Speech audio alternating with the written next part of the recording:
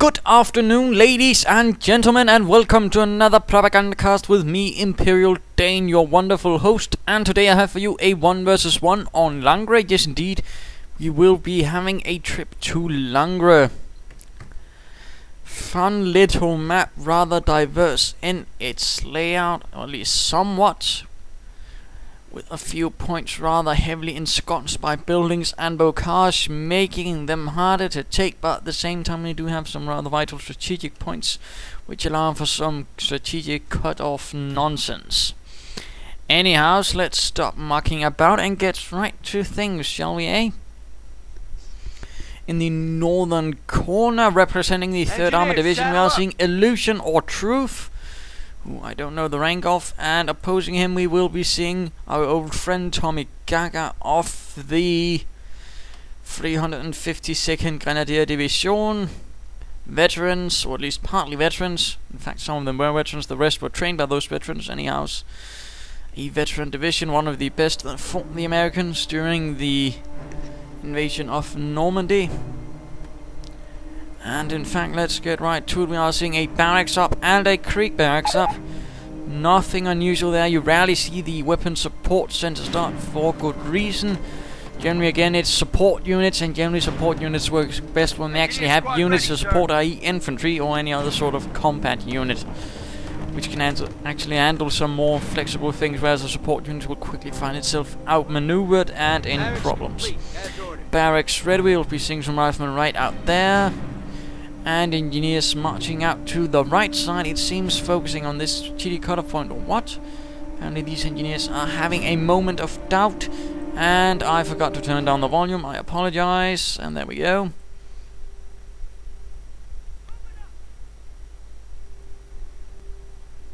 I do sometimes forget that after I've turned it up again for my own gaming pleasures. So I apologize. I do know some of you actually like to hear what I'm saying. But we are seeing the Americans are skipping this fuel point, going instead straight for this munitions point, while the other ones are going for this fuel point. We'll probably be seeing the riflemen going straight to secure this cutoff point. Not a bad idea. Looks like the Wehrmacht forces are also themselves focusing in the east. We are seeing an MG42 team out as the first one, though. Could end up biting him in the ass, of course, the way he's maneuvering. Oh wait, he's actually using it to seize a point. That's a bit dangerous. If those riflemen sneak in on it, it could end up forced to retreat. But apparently the riflemen are not in a sneaky move. They are in a capturing mood, securing any points from the crowds. And the MG42 sending up in cover of that huge stack of hay. Riflemen awfully close to the north and engaging. Some of them are having taken up cover, but of course light cover does not provide so much protection from suppression as heavy cover or structures, so of course pretty much ensure you can't get suppressed. Rather interesting enough. We are seeing engineers and pioneers marching about right here in the west as well. The high munitions point being a rather contested point, it tends to be, since it is the only high point of any type on this map. And engineers moving in from north, pioneers as well.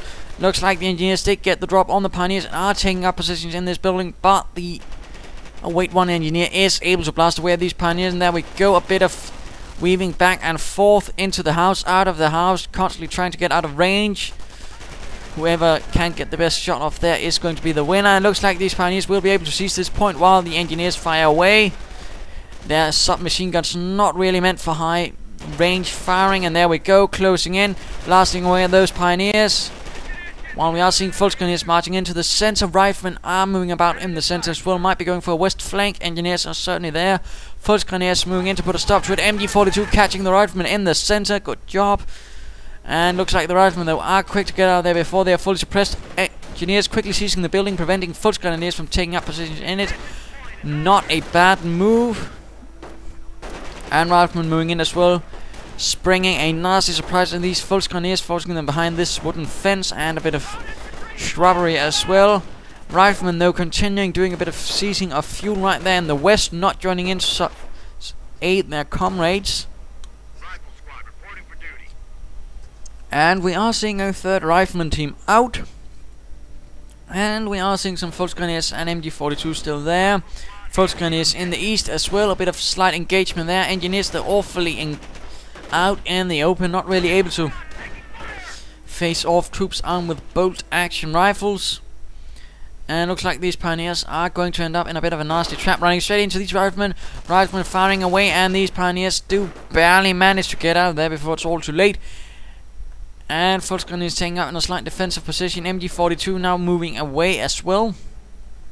Rather interesting, and we are seeing some light engagement here between Volksgrenadiers and riflemen. A bit of dancing about on both fronts.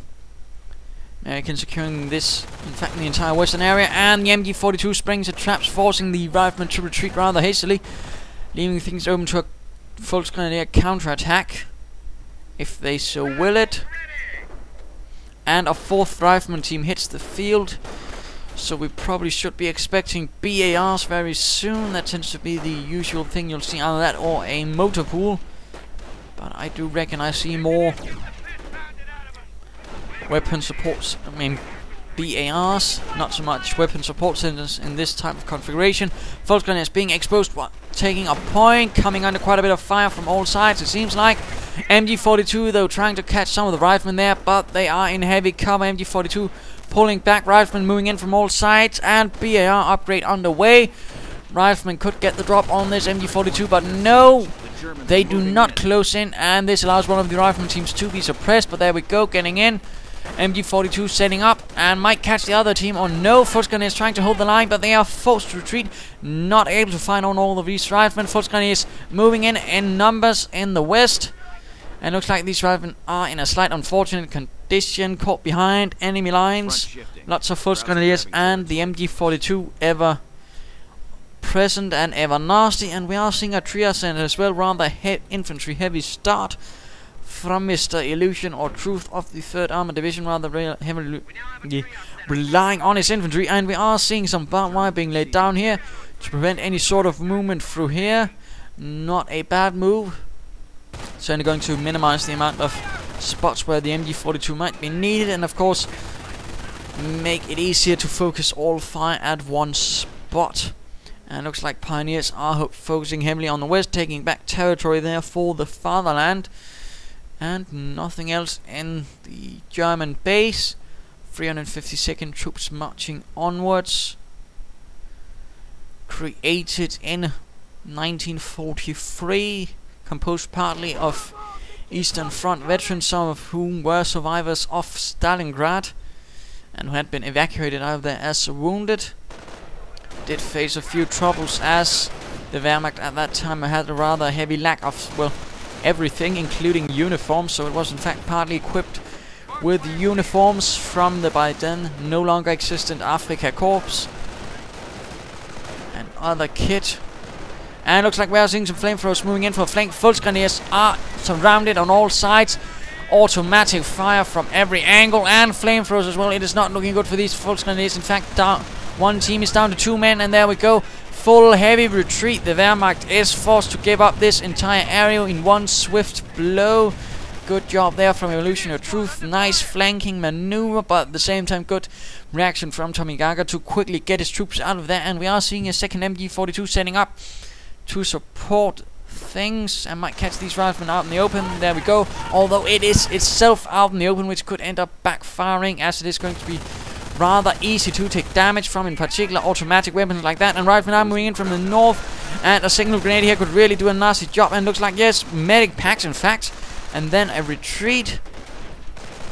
Volksgrenadiers are quick to move in to try and stay away. Those riflemen, rather a lot of territory currently for Mr. Illusionortruth's 3rd Armored Division, mechanized infantry pushing onwards. And looks like these Volksgrenadiers are going to be in a slight unfortunate position as riflemen open up with the BARs, and these chaps could do with actually supporting those riflemen. Instead, the riflemen are forced to pull back in the face of these Volksgrenadiers. That was a rather unfortunate bit of coordination between his troops, and looks like these riflemen are taking quite a bit of fire while trying to take the point. The fuel from the Wehrmacht, ever precious fuel. Volksgrenadiers pushing onwards though, albeit standing a bit on the wrong side of this fence. Some light cover is directional, some is not actually. And fences are the directional bit, so keep that in mind. Shrubbery is not. Riflemen coming under fire from everything the Wehrmacht can muster. Volksgrenadiers and MG42. Second one taking up positions here to protect this area. Not a bad spot, might catch any sort of wide-ranging flanking maneuvers. And we are seeing a storm armoured coming up. Having skipped the Krieg barracks, we will probably be seeing some Pumas then. Certainly seems to be what most Wehrmacht commanders go for in this case. And currently, Mr. Illusionortruth is in the slight disadvantage. He has absolutely nothing to counter it. BAR's not really being much against a heavily armoured car. Riflemen taking up a holding position in this building. BAR's providing a nice, strong position, holding back the Grenadiers and keeping this MG42 occupied as well. Buildings providing some protection, in fact, against MG42's heavy machine guns in general and submachine guns. Although looks like the riflemen are getting out of there. And apparently the American commander is curious as if to whether Tommygaga is going for blitz doctrine. And generally you don't tell your opponent that. If he asks for that, generally you keep him in the dark about everything possible. And looks like we are seeing some pioneers getting hunted down by engineers with flamethrowers. Might end up very crispy for those pioneers if they do not retreat most hastily. Meanwhile, Wehrmacht is setting up in a position right here, holding a continuous line more or less, although there's a nice gap there. And Grenadier is coming under fire. One Grenadier immediately dropped by automatic fire from this rifleman team. And I do believe we are seeing the motor pool is under construction, but will it be in time, or will the Puma be first there to wreak havoc with its autocannon? MG42 catching some riflemen out in the open, although second rifleman team moving in from the west. Grenadier is under a lot of fire, but the riflemen are under heavier. And looks like we are seeing a flank on this MG42 from all sides. Riflemen barely making it into cover. This MG42 is awfully exposed, might be cut down. Riflemen really doing their best from all sides. MG42 pulling back once more, a medic kit, but mind you, if you give your Wehrmacht troops a medic kit, they will be moving slower, so keep that in mind. There's a disadvantage to this besides the munitions course. And riflemen getting in up close with their automatic rifles. And these Grenadiers are taking heavy losses, forced into a retreat. One team down to one man who could have been killed rather instantly. And these Grenadiers are not going to look much better, although these riflemen are taking quite a beating despite their automatic fire. Veterans one up for this team, in fact. And rifleman team here, forced to retreat. And Puma to the rescue. Sonderkraftfahrzeug 234. Schwerer Panzerspielwagen with its autocannon. Quite the threat. Has been in action since pretty much the start of the war, I do believe. The Puma being a later upgrade, which equipped it with a 50mm cannon, which was originally meant for a reconnaissance tank known as the Leopard, but which was never finished, and instead the Puma got the gun. And Greyhound armored car moving in, opening up with its 37mm gun, able to do more damage to the Puma than the Puma can do to it. And with armored skirt, it's going to be much tougher. And 50 caliber machine gun as well.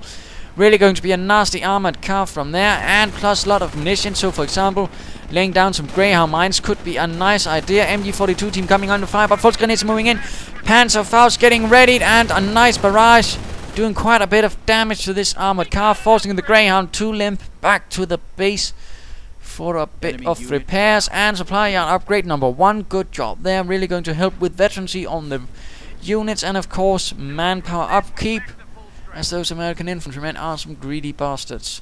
A bit more used to all the good things of life compared to the Wehrmacht troops, who rather had to make do with what little they got from the supply chains and from what they could trade from the French people in the French countryside. And looks like we are having a small lull in the fight. We are also seeing a sniper out. That's going to be a bit of a nasty surprise. There we go. Conrad takes a shot to the head. His untied shoelaces marked him out as an easy target. And we are seeing a strafing run being prepared, meaning we are going to see airborne doctrine. Not entirely sure I've seen that. Could have been interesting to see some armored doctrine perhaps, or some infantry, but airborne shall be able to do some nasty tricks as well. In particular, if he does continue to climb up his Grenadiers like that, one strafing run, and there's going to be a lot of wounded and dead Grenadiers. And we are seeing another advance in the west. All the riflemen are getting suppressed. Not looking good. Sniper continuing his nasty sniper job, taking out riflemen. This team so far having lost 2 to the sniper. Riflemen slowly getting out. There looks like we do have a mine right there. And in fact, let's go have a look at Tommygaga and his situation. No doctrine as of yet. And we are seeing riflemen moving in from the north, but they are taking quite a bit of fire. Armored car and engineers from the east, though, getting a drop on everything there. Volksgrenadiers desperately trying to hold the line. Strafing run, moving in, pinning down everything, forcing the sniper and Volksgrenadiers MG42 everything into retreat, leaving things open for the armored car to do a bit of nasty bits. And this Puma will have a bit of trouble dealing with this armored car, and looks like the American assault in the east has stalled. But in the west, the riflemen continue, forcing the third team of Volksgrenadiers into a serious retreat. So far, no additional infantry, but we are seeing a Stug 4 Sturmgeschütz 4. Part of the Panzerjäger Abteilung. For some reason, it was given that. Although probably due to a lack of other equipment, in which case they were given that. I can't remember the number, but I do know it was itself also from the Eastern Front. So they would have been veteran commanders and crews. And looks like we might be seeing some sticky bombs in these riflemen, or what? I'm not entirely sure. No, apparently not. Instead, riflemen, oh dear, getting cut down by the Puma and dropping a BAR. And looks like this armored car did not make it, but the Stug 4 is getting sticky bombed. Damaged engine and engineer team cut down in these. That was a rather unfortunate reversal of fortunes. Having managed to turn back the Wehrmacht tide, he was brutally beaten back by Puma and Stug. And for some reason, the wreck of the M8 was crushed instead of salvaged. Volksgrenadiers moving in from the south, but they are taking heavy losses. Sticky bomb number 2 going off from this Stug. And had he been able to get off a third sticky bomb, this Stug would have been destroyed. 3 sticky bombs on an armor-graded Stug means that Stug is gone. Keep that in mind. Stugs are rather vulnerable to sticky bombs, in fact, partly due to their low health and, of course, their lack of a turret. And so on. No veterancy for the armor as of yet, instead going it for the support unit. Of course, mind you, MG42 teams, when given veterancy 1, get more accurate, and that reload time is decreased by a bit. Looks like we are getting some terror there. Propaganda war getting ready to fire off some brilliant propaganda, and of course SEAL, which will make the troops fight harder as they lose men. And looks like this anti-tank gun is ready to provide covering fire, although I think it might have been better to place it there a bit closer to the front line. Then again, he's probably just waiting for the infantry to catch up rather than just sending it unsupported. And we are seeing a tank depot, meaning we'll probably be seeing some good armor action here. Stug awfully damaged. We are seeing a Goliath actually as well. And repair bunker and a medic bunker. Really preparing for the long haul here. No medic station up from the Americans, which is a bit unfortunate. Americans though pushing on and getting cut down by the Puma. Medics pulling in, trying to save any wounded, but they are cut down. But Sniper also does a nice job. And a strafing run, managing to kill the Sniper and wound the Volksgrenadiers, but that is it. That was a rather lucky strafing run. Riflemen moving in from the east, but they are getting stopped by Volksgrenadiers, who are holding out in whatever territory they can dig into. Attack from all sides except this one, where the MG42 there is still being a nuisance. MG42 team though retreating. Anti-tank gun slowly pulling forwards. Riflemen holding up here, but not doing much. Looks like they are pulling back here to the Trier Center for some repairs and reinforcements, not repairs. They are not machines, at least as far as I'm aware. Could be that the Americans had some sort of secret robot soldier project. And it looks like these Volksgrenadiers are coming under quite a bit of fire. Standing out in the open, not the best position, and they are forced to retreat due to that. Anti-tank gun having pulled back a bit. Good job there. You don't want to have it close to the front if there's not much to actually protect it in case of an enemy assault. Goliath slightly inching forwards towards the west, hoping to catch David in its explosive burst. Stu continuing to get repaired, and Medic looks like he might reconstitute a Grenadier team soon. It looks like these riflemen might be caught out in a nasty trap. And what is this? The Nebelwerfer fires away. And looks like these riflemen are awfully clumped up. And of course presenting a nice target for the Nebelwerfer there. Nicely spotted, albeit not causing any kills. Looks like these riflemen are pulling back from there. Could have been an accident. Or could be he spotted that something was going on there in terms of Goliath. Goliaths can camouflage if they are in cover. That can be used to create a rather explosive trap. And looks like Grenadiers are charging in with a sniper and support. And looks like this, oh dear, this anti-tank gun might be lost. Needs to get out of there. Oh dear, that anti-tank gun was not swift enough. But we are seeing something on the way from this tank depot. Could it be an actual tank, or will it be one of those chaps who goes for tank destroyers, hoping they will turn him the tide? And looks like we are seeing an American counterattack to secure the anti-tank gun. And we are seeing a Sherman on the field. My goodness, an actual tank. And there we go, opening up, killing a Grenadier with his first shot. A 50 caliber upgrade could be good. Another Grenadier down. Pressing onwards. Stug 4 moving in, no upgrades though. First shot bounces off and the Stug misses. In the meanwhile, we are seeing engineers pushing in the west, coming under fire from the MG42 with much more accuracy, practically tearing through those Grenadiers. Stug 4 immediately coming under repairs. Grenadiers holding the line with the Panzerschreck, but taking an awful lot of fire from these riflemen, and they do have veterans too, giving them elite armor. And the Nebelwerfer fires away, firing away at the riflemen's positions, oppressing one team.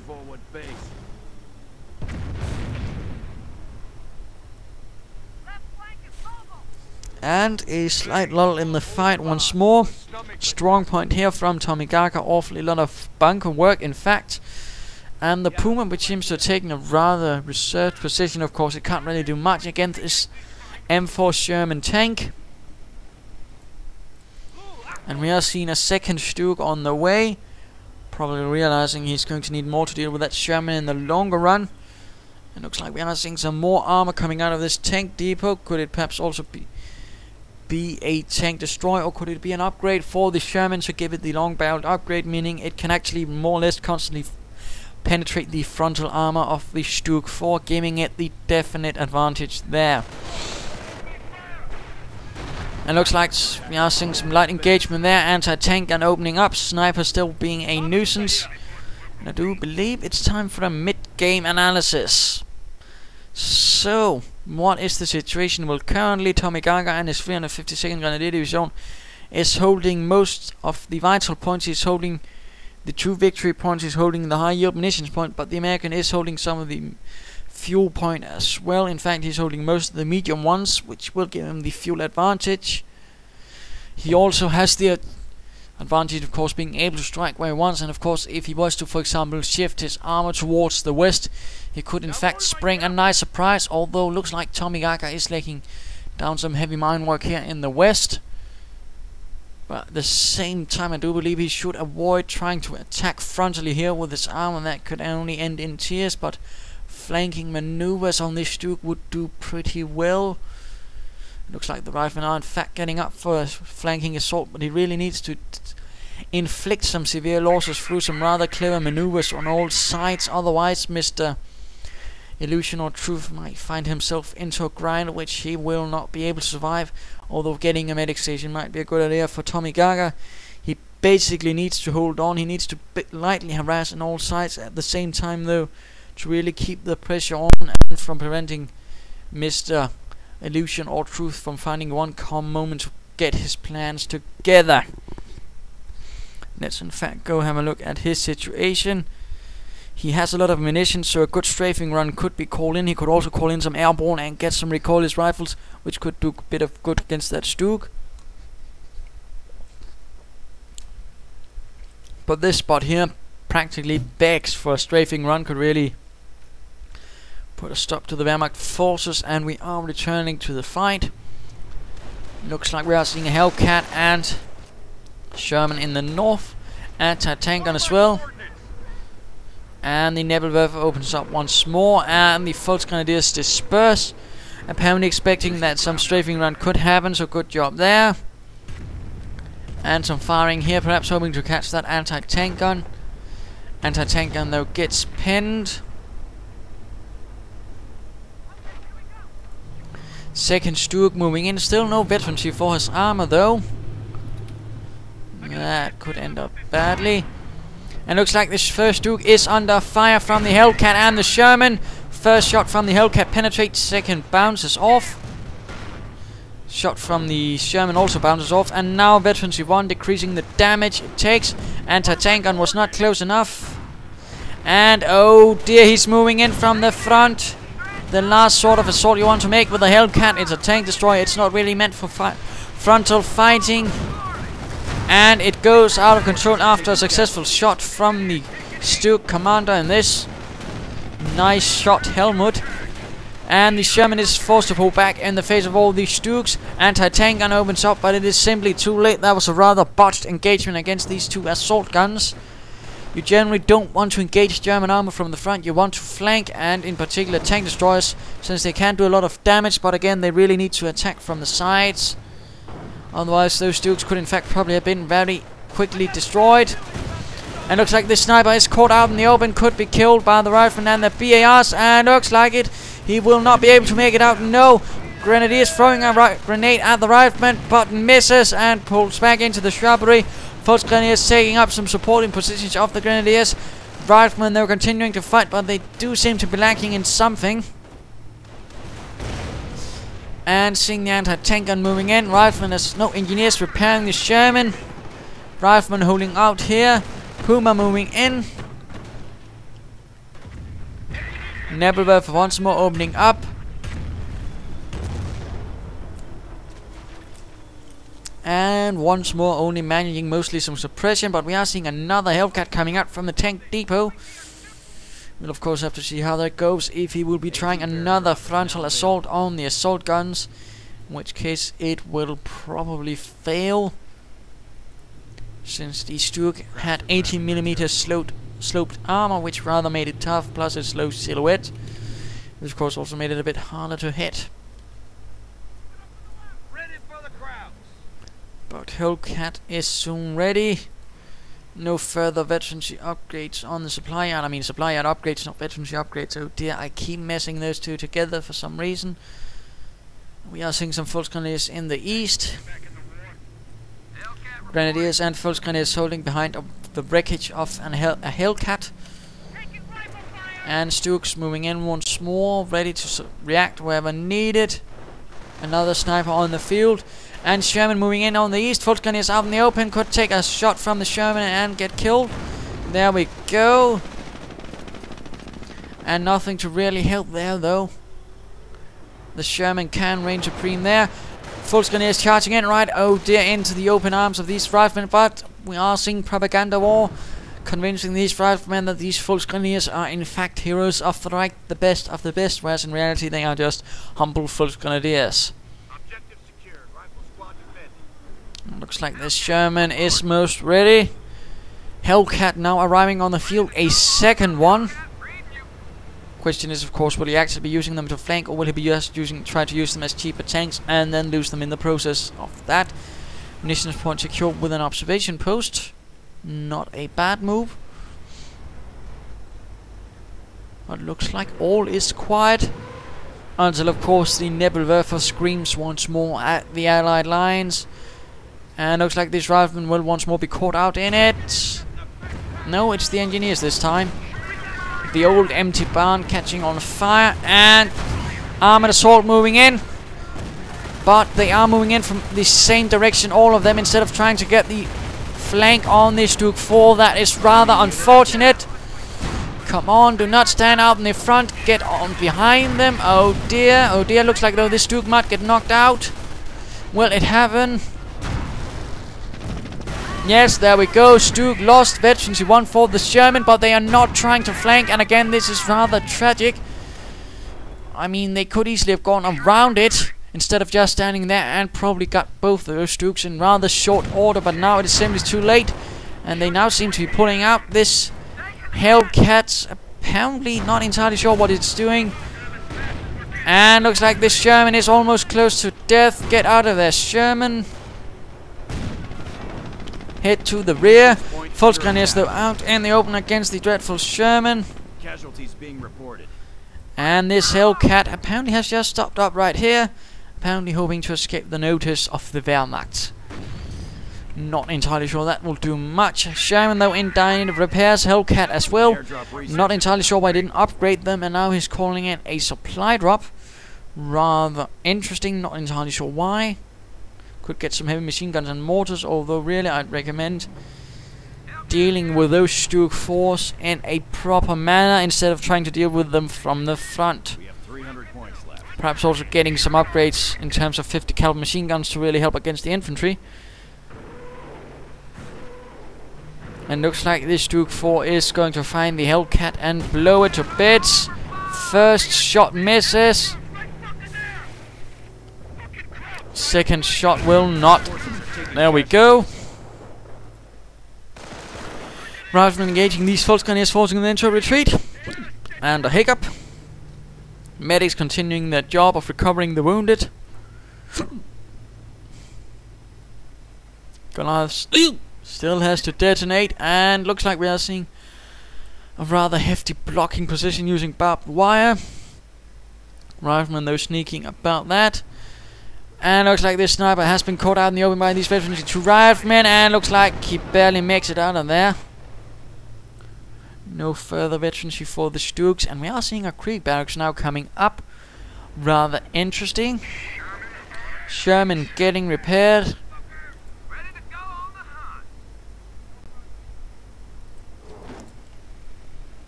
And a lot of manpower and fuel, and the Goliath moves in for the kill, catching 4 riflemen in his explosive radius, forcing the last 2 to get out of there, thanking their maker.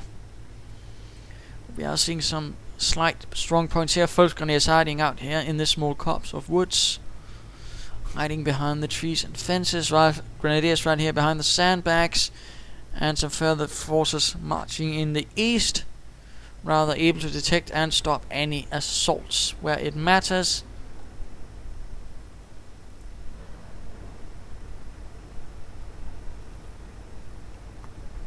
Looks like Illusionortruth has lost all impetus. He has lost all direction. Not entirely sure what to do and how to do it, it seems.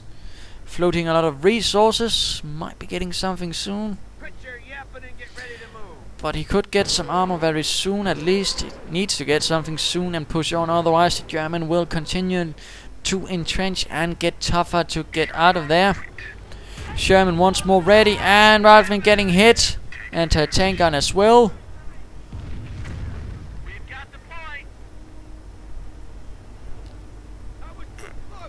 And looks like some of the American armor also got hit a bit. Further entrenched positions there as well. Grenadiers and Volksgrenadiers. No, Volksgrenadiers are setting up some sandbags, but the Sherman moves in, opening up. Volksgrenadiers retreating most hastily. Grenadiers trying to fire away from their position in the open field, or what remains of the open field. Most of it had already been blasted away. Sherman continues to fire away at these exposed Volksgrenadiers out in the open in negative cover. In fact, riflemen now moving in. Once more, the Hellcat seems to be awfully exposed in the frontal position. Still a lot of resources. Of course, he could airdrop a anti-tank gun to get some good shots off on that Stug, or the Stugs, but apparently not. Riflemen getting caught out in the open, getting suppressed. Stugs blasting away, and the assault once more seems to have been called off. No airborne even being called in with the recoilless rifles, which could also have been of help, being pretty much able to penetrate the Stug 4 constantly. This Stug though looks a bit exposed, but it knocks out this Hellcat with the help of some Panzer Schrecks. That was rather unfortunate, and a tank gun once more too late to support.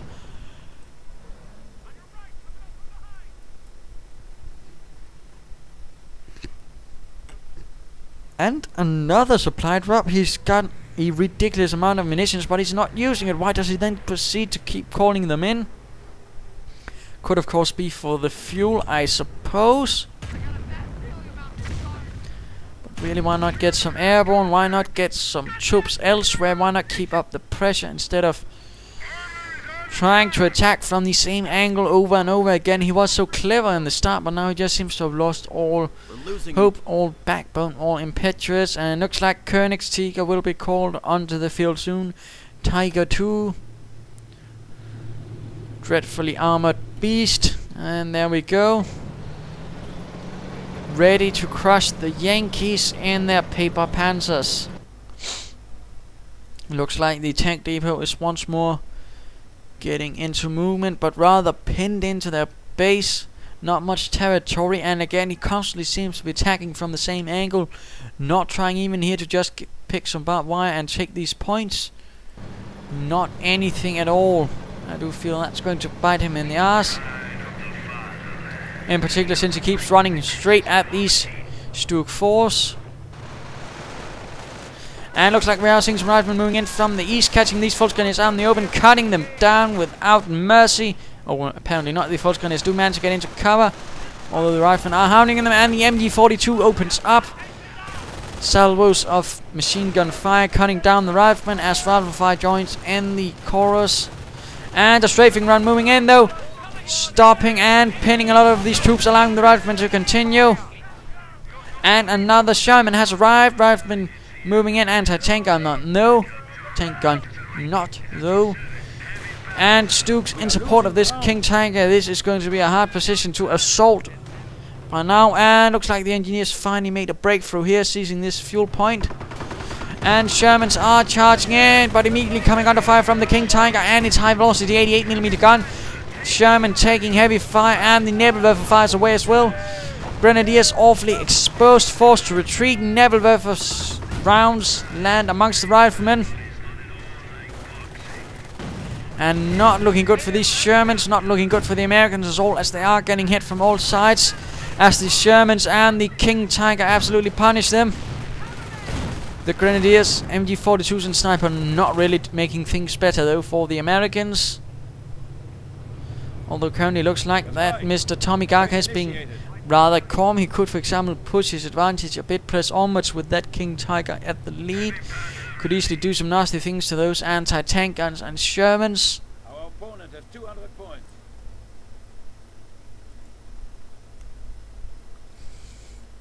And looks like something is being called in right in the base. Another supply drop. Apparently really relying on the Air Force to supply him with all his fuel. That's rarely a good thing. Although not unusual. I do believe though it was something that happened more for the German forces, as they find themselves cut off, of course due to poor logistics. As they kept getting bombed, they of course had to supply via the air. So that was also one reason why the Luftwaffe didn't really support much in the field and was so busy supplying resources to cut off units and units that had trouble with supplies. And the Nebelwerfer once more fires away, shaking up the crews of the Shermans a bit, but that is about it though. And the King Tiger goes Achtung Panzer, but it does not make a single move. Although looks like these riflemen will be caught out in the open, taking a few kills. No veterans before the armor though. Population cap has been reached for the Wehrmacht. The 352nd pushing onwards.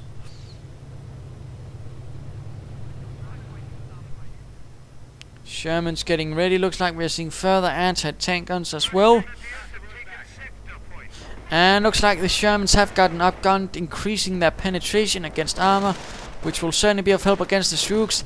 Against the King Tiger though, and its incredibly thick frontal armor, there will be an improvement, but really he shouldn't really in the first place be trying to take on the King Tiger from the front. But against the Stuks it could be used to knock those out, and then let the anti-tank guns with the armor-piercing rounds take on the King Tiger and knock that out. Could work. And we are seeing a slight engagement here in the east. Wehrmacht being pushed back as they are pushing onwards. We are losing territory.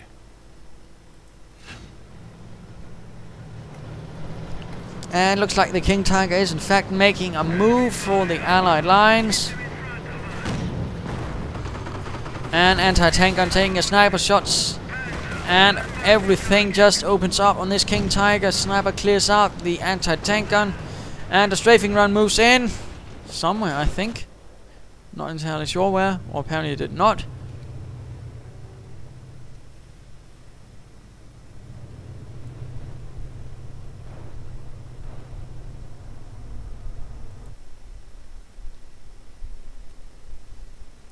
Light fighting in the east and generally not a lot going on at the moment though.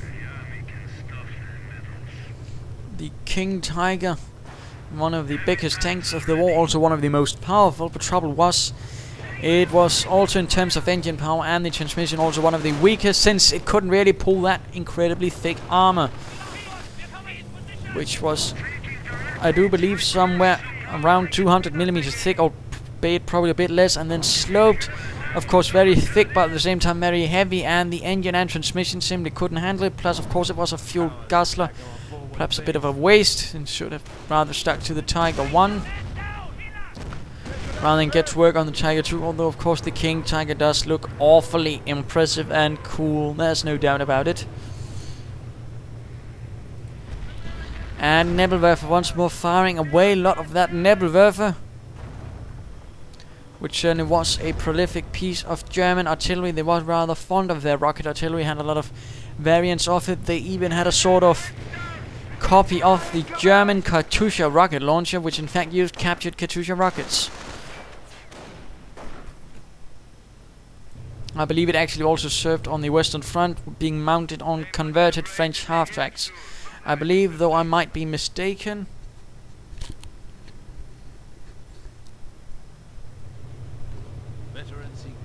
And finally getting some further veterancy for his armor. Stuk 4 with machine guns going to help against that infantry. Looks like we are seeing a lot of Shermans now, no more Hellcats. Question is, of course, will he be able to use them properly against all of this, or will they be instantly knocked out? If used properly, they could single out the Stuks first, knock them out, then focus on the King Tiger with the support of the anti-tank guns. Of course, question is, will he be able to do that, and will he be able to coordinate it properly? That's the question. Mortar now getting recruited, and my goodness, just a lot of mortars and heavy machine guns just lying about here. And looks like the Shermans are moving in. Stuk 4 coming under fire from the Shermans. Anti-tank gun though ready to support. Not expecting that, I wager. But the Stuk 4 does take a bit of damage. Strafing run moving in. No bombing runs though.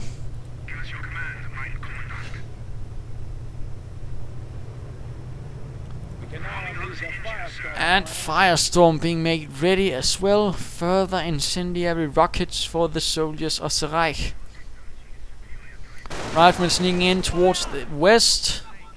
Apparently the MG42 has been pulled out of there, but there are Volksgrenadiers and Grenadiers ready to provide a nasty surprise.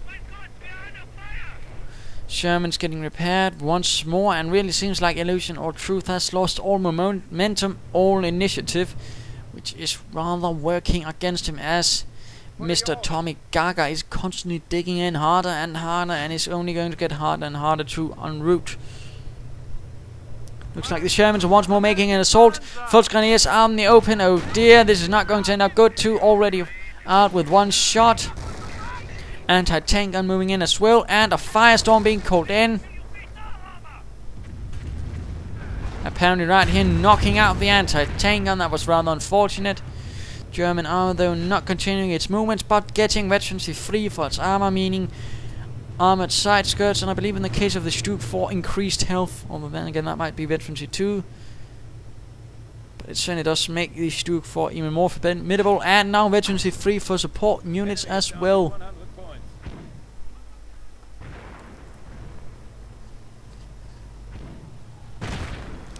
And not looking good for the American commander. What does he have left? He does have bombing runs. In fact, he has the option for 2 bombing runs, so if used properly, he could get the final shot off there. Of course, he could also use some strafing runs to deal with the infantry as his armor moves in. Stuk 4 taking quite a bit of damage. Sherman's moving in straight at the King Tiger. That's going to be a bit unfortunate.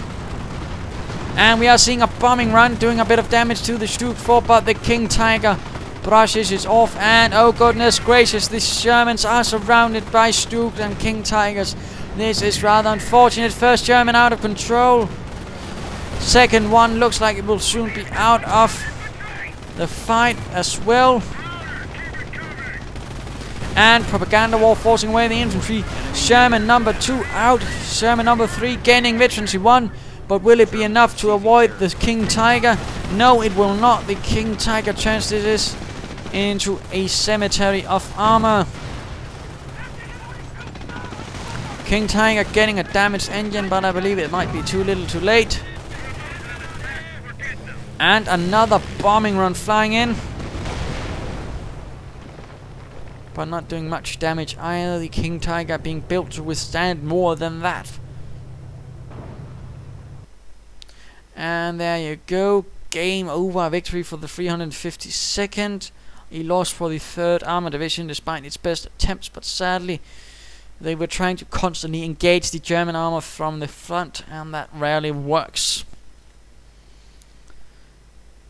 So, there you go, a 1 versus 1 on Langres, a victory from the 352nd, who was able to hold this sector, to hold this small piece of French countryside. And what can we learn from this, my good people? What can we learn from this match? Well, there are a few things that can be learned. Well, for starters, don't engage German armor from the front. It was made to resist that. Most of it pretty much had 80mm of frontal armor, and most of it also had it sloped except the Panzer IV. So do not engage it from the front. That's only going to end up biting you in the arse. Engaging from the side, those Stuka fours could easily have gone down a lot quicker had he been using his Hellcats to flank them while the Sherman took up the front. I mean, we did see some good flanking from the American in the start, but he seemed to lose it, and then of course just got into a sort of slugfest, and of course you don't want to slug it out with German armor. He didn't get a medic station either, which on the other hand worked well for the German commander, who was able to recuperate a lot of infantry that way. We didn't see a lot of mines getting detonated, but still, mines always good. Engaging German armor from the front, bad, very bad, as you noticed here, and previously. Again, I do believe that was his main problem then, and he seemed to just sort of give up the ghost and be much too passive for a much too long period of the game. So there you go. I hope you enjoyed this fight. If you did, why not subscribe or tell your friends? And if you didn't, well, why not send in a replay of your own? This is Imperial Dane saying, remember, you want to flank German armor, not slug it out with it. Cheers.